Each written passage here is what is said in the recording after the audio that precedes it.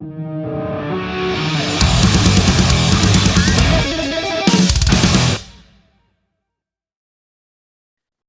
thanks for joining us on the show, man. How's things going?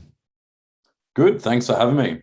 Looking forward to getting back on the road this year after 2 years off from touring. So keen to start doing interviews again and start promoting some shows that we're pretty confident will go ahead. Absolutely, dude. Absolutely. Well, of course, I mean, that is the Disentomb and Defeated Sanity tour that's going to be coming up in July. That's co-headline tour where, man, I know so many people that are absolutely fucking pumped for this tour. Dude, it's for us, it's a dream tour, like Defeated Sanity. Their albums have been incredibly influential to us. We had the chance to play with them at our first overseas show, actually, in 2011. We played a festival in Switzerland and we became friends with them there. And it's just so awesome that, they're finally coming to Australia. And not only that, but we have the opportunity to be sharing the stage with them. Like, it's going to absolutely crush. It is, dude. It's going to be sick. It's going to be really, really sick. And I mean, being a co-headline tour, how does that work? Is that are you going to be flipping a coin like Nine Inch Nails and Queens of the Stone Age did for the headline spot, or how's that? Oh, I think like we're going to be headlining the shows, like playing last each night. But I think in terms of in the way it's been described, co-headliner, it's definitely because we don't see ourselves as above that band at all. Like I said, they're incredibly influential, not only on us, but just on so many bands in the brutal death metal scene. So yeah, I just can't wait to see them every single night. It's going to be like a dream come true for all of us in the band. Oh, dude. So, I mean, you said you've toured with those boys before. Yep. Where was that, in Europe, did you say? Yeah, we played a festival in Switzerland called Mountains of Death. And we played right before them, actually. I think 2 bands before them. And, we were only 20 at the time. Like, this was our first show ever, like, overseas. And so Jake, our guitarist, was borrowing their gear, like their amps and stuff. And we were kind of definitely a no-name in the scene at that time. And they were just about to, I think they just released their Chapters of Repugnance album. So they were on a huge amount of hype, but they didn't show it at all. They were just amazing, humble dudes, considering how, what crazy musicians they are. It was awesome just meeting them and, befriending them. So yeah, just seeing them play and just destroy crowds in Switzerland. I know they're going to do the same in Australia. It's, I honestly think it's going to be one of the heaviest tours to hit Australia in, a long time. And I agree. No, I agree, man. I agree. And what's the other band, Wraith? Is it Wraith? Yeah, Wraith. Yeah, they're sick too. Australian deathcore band. So I think it's a good variety of the lineup. It's something for everyone. And, hopefully people come out and support it because, you fingers crossed you'd think, COVID is going to be a thing, somewhat of a thing of the past by the time July rolls around. So, yeah. Oh, man, I think by that time, it's a few months away. Everyone will either have it and had it and it's gone. Well, it'll still be hanging around like everything, but I think it'll be there, but I think by that point, it's like I think shows will stop being cancelled by that point. Yeah, that's right. You'll be in the clear and we'll be all sweet. And everyone's going to be out because, fuck, we've needed some brutal death metal, man, I tell you. That's what I think. It's going to be a good opportunity just to, like, we're just absolutely itching to get back on stage. And, I know personally for us, we've got a lot of pent-up frustration of just wanting to just smash it on stage. And I'm sure that Defeated Sanity dudes feel the same. So it'll be interesting to see the crowds come out, for the first time in a few years. And I've seen you many times before, man, and you are like you get up there and you fucking crush it. So all that built up energy and frustration at that first show is going to be, you're going to go nuclear, bro. Oh, I definitely think so, man. Like, that's the fun thing about just sort of unleashing on stage is like, you can't really do that in everyday life. Otherwise you'd end up in a straitjacket. But, that's the opportunity to do it, That's it. That's it. I mean, you've toured the world, obviously, with Yep. Disentomb, and I'm sure as hell you know, as we've been saying, you've been missing it. But I mean, it's got its pros and cons. What have you been missing the most, and what have you not missed the most about touring?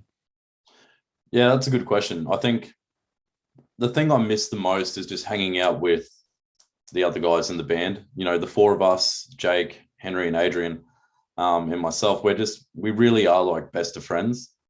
And we've known each other since we were kids.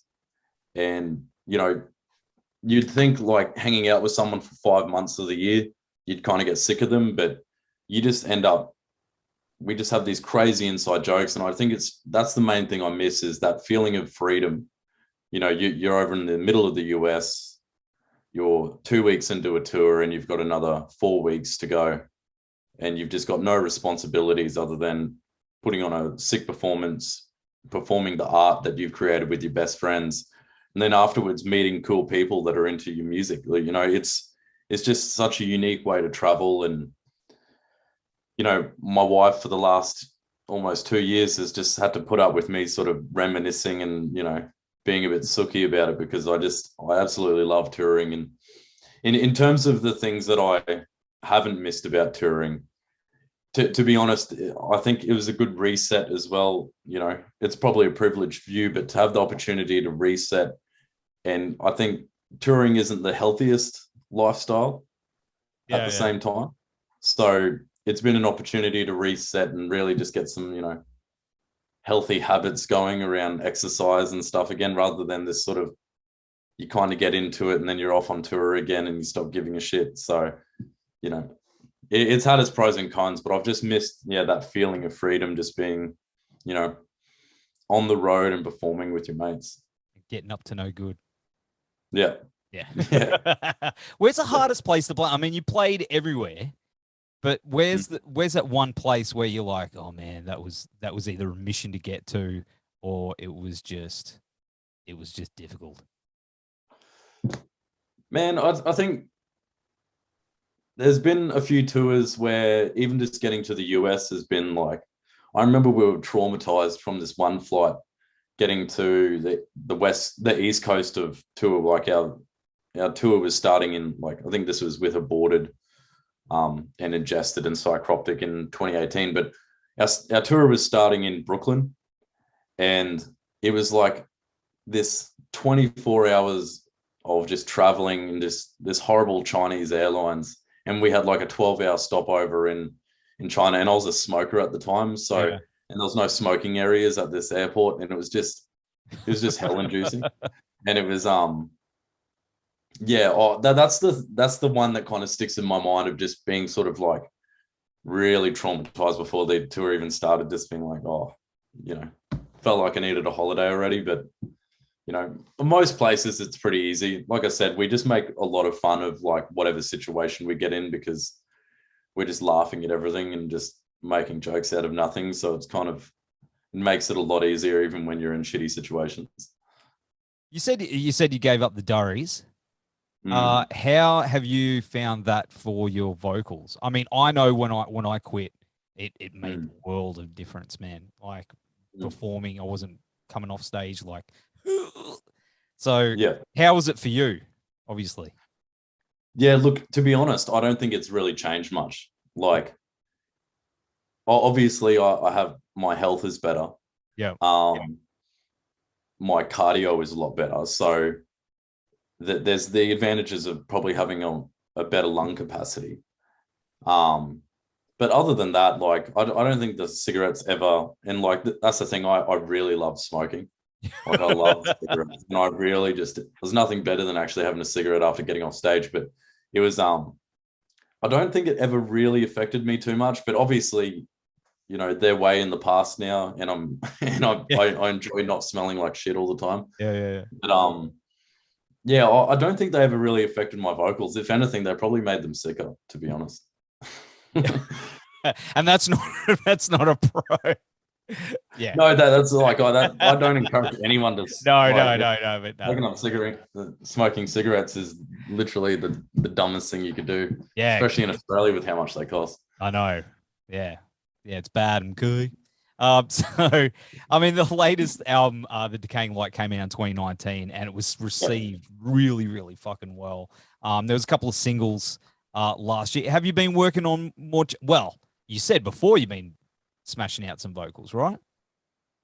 Yeah, I was recording some vocals before we started this interview, but that's actually for a band in the US. I was just doing a guest vocal spot, recording. But yeah, look, when COVID happened, we kind of took this view of, because The Decaying Light came out July 2019. We literally did the US headline run, and then a few months later, COVID hit, and we had European, US, and Australian tours all cancelled. So it kind of just wiped out all the touring for The Decaying Light. And, so we released a few re-recorded singles last year from the first album, and then a new single. And we kind of had this mindset of we're just going to do some digital releases. But it looks like we're going into the studio in a few months to record an EP, just to do something a little bit different. We've got like 5 or 6 songs written, and probably our most accomplished work. Everyone says that, but it really is sort of a step up from what we've done before, and just an interesting sort of evolution of the music. And yeah, so we're going to be hiring a studio. All of us are going to be there, and we've never really recorded like that either. So it's going to be an interesting experience to see how that turns out. And I think the plan is Adrian, our bassist, he's this multi-instrumentalist, talented musician, and he records and mixes as well. So we're going to try and do the entire process ourselves and see what happens there. Yeah, awesome, man. That's it. That's super exciting. Have you got a name for it or anything yet? No names for it. We commissioned some artwork and got some art done, about a year and a half ago that we've been sitting on. But we've got a whole bunch of song titles. In terms of what the EP is going to be called, we're not sure yet. But there's but I usually have a handful of song titles already prepared, and then I start building the lyrics around them. Yeah, awesome, man. I end up being one of those. That's so good. I'm really, really keen to hear that. But I mean, despite what that egg Chris Barnes has said, you've probably been following that online. Says he doesn't like what death metal is right now. But I personally think it's in a good fucking place, and it's evolved to what it is now. What are your thoughts on that? I think how should death metal be? It's easy to say, oh, it's shit, but there's always sick bands doing sick stuff. I don't even think death metal goes through lulls. It's just the majority of stuff, to be honest, I think is shit. I don't listen to a wide variety of bands. There's I listen to 5 to 10 bands that I think are sick, and every now and again a new one pops up that I'll keep into sort of my collection. I'm not one of those people who every year has 20 favorite releases or whatever. There'll barely be 1 or 2 that I think is sick. But I think just to sort of announce, I don't like where death metal is. It's you're not looking hard enough, or you've become irrelevant, or you're just. I mean, it's funny. It's coming from Chris Barnes, who obviously had his time in the limelight in the early 90s, and then for whatever reason his ego hasn't sort of come into check. It's interesting. I just I think that guy has rotted his brain with a lot of drugs over the years, and it's probably given him a weird skewed perspective on life. Probably not just death metal either. Old man yells at cloud. That's exactly how I saw someone describe it like that. And not to mention, that dude was in secondhand car ads. Have you seen those? No, what? If you look it up, Chris Barnes car ad, you'll see a video of Chris Barnes saying he got some car for a great price. And he was on some commercial in the US. No, shit. You can't really be sort of putting shit on other people when you're in these secondhand vehicle ads. It's that kind of just keep your mouth shut if you're doing that. but Man, I'm gonna get all these comments, all these angry Barnsley supporters. Not Barnsley. No. You know. Yeah. But you know. I feel like I don't know. I feel like if someone's still follows 6 Feet Under and is a huge Chris Barnes fan, you have a shit taste in music. like, I think that's like, you know, I think that's a pretty objective opinion. That like if you're in a 6 Feet Under in 2022, you have a shit taste in music. Apologies. But, yeah, I think that's actually a universal opinion. Like I don't even know who listens to 6 Feet Under anymore. It's His vocalist and like it's just like for the vocalist, for one of the shittest vocalists, like he's recorded songs, right? And like we've sent it to each other in Disentomb, just fucking laughing. And I'm sure everyone does that. Like every time they release something, it sucks really bad. You know, it sounds like something we would have done when we were 17. And it's just like for that dude to be sort of, like I said, he's got a rotten brain. So. He should be leading the chart. You know what I mean? He should be the biggest supporter of it. He should be playing the game and getting in on it. I just think he should try not to draw too much attention to himself because, you know, when you produce shit for the years he's produced shit music compared to the years he's produced good music, you know, the majority of his careers he has actually produced crap. And that's, I know that sounds super negative, and a lot of people be like, well, who's that guy from Disentomb or, you know, whatever. Chris Barnes actually had a go at Disentomb once. What? All right, okay, you got to give us this one. It was on Twitter. Someone said, like, he said Disentomb, like, it was something along the lines of Disentomb. Why is someone ripping off the band Entomb's name? Like, you know, it's just something so fucking dumb. But he had this, like, it wasn't, it was just this crappy little statement, but he obviously thought he was being clever. Mate, no, that's... Anyway, let's talk about some awesome shit. Of course, I mean, you know, you guys have still been busy. I mean, you've re-released Misery on vinyl. Yep. And that looks cool as fuck. I mean, are you a vinyl dude? Have you? Yeah, look, I've got a few vinyls. Like in terms of if there's an album I really like, I'll buy it on vinyl. Yeah. Just to, you know, it's a nice medium to have. But with us putting out Misery on vinyl, that's something we'd been meaning to do for years, and we finally got around to it. And you know, it's actually, we sold a few hundred copies within days, so it was, people have been obviously wanting it too. So we're pretty stoked with that. Yeah, fuck yeah. And I mean, there's other stuff that you've been brought out as well. You've got your hot sauce as well, and your polo shirts and your dad hats. I mean, I think you guys are pushing the boundaries of merch.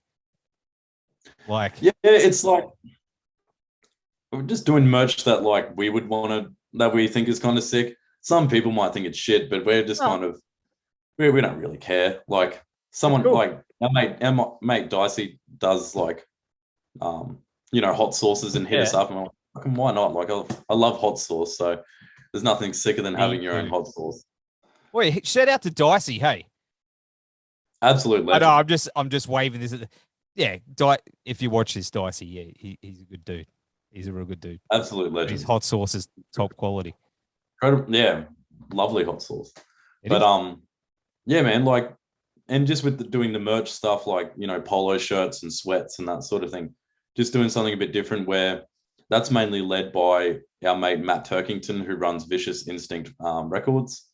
And with Vicious Instinct Records, you know, his philosophy is just super high quality merch. And so he always brings us these cool ideas, and we're like, yeah, man, go ahead. Like, and they always seem to do well. So, you know, we'll just keep putting out more. Yeah, man. Stuff. Hey, I think it's awesome. You know, as a dad, I'm all for it. Yeah, 100%.